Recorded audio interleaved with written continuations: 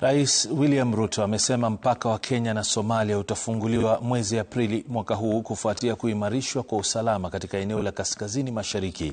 Akizungumza katika hafla ya mradi wa Nyota kwa vijana kutoka kaunti za Mandera na Wajir, Rais Ruto pia amewashutumu baadhi ya viongozi wa upinzani kwa madai ya kuhusika na wizi wa vyakula vya msaada kwa waathiriwa wa janga la njaa walipokuwa mamlakani. Seth Olale ana taarifa kamili.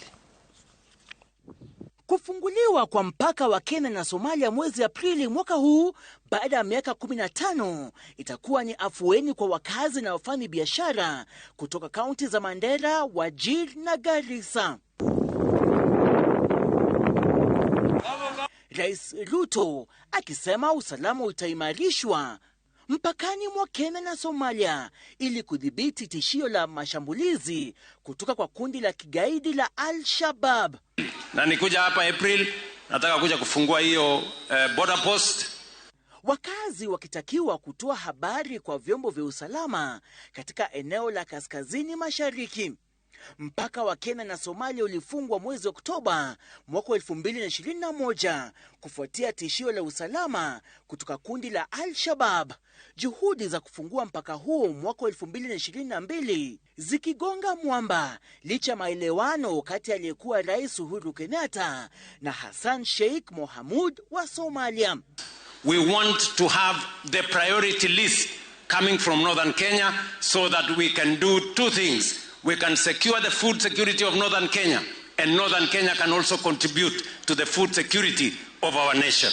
Siku ya Alhamisi, Rais Ruto aliongoza hafla ya usambazaji wa shilingi milioni 126 za mradi wa Nyota kwa vijana 540 kutoka kaunti ya Mandera na Wajir.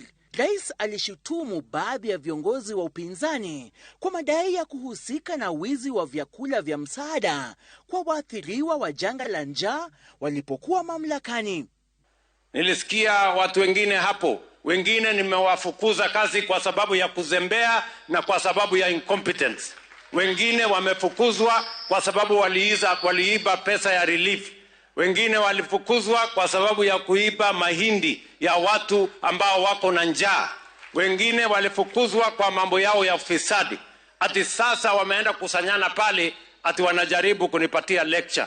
Mimi nataka niwaambie nyinyi, wachaneni na hii maneno, hamuelewi. Hamuna akili ya kutosha kufikiria vile hawa vijana wanaweza kusomeshwa, wanaweza kupangwa na ajira na wanaweza kupangwa na biashara.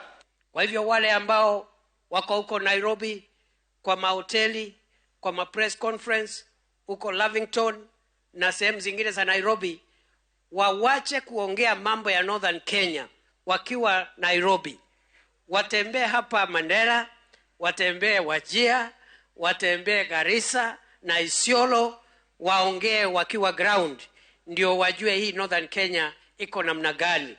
And we don't want lectures from hotels, lectures from Nairobi. We want practical solutions. We've started a pipeline that will see off these young people, will ensure that their businesses will grow, will thrive, and these are going. Seth Olale, Runinga ya Citizen.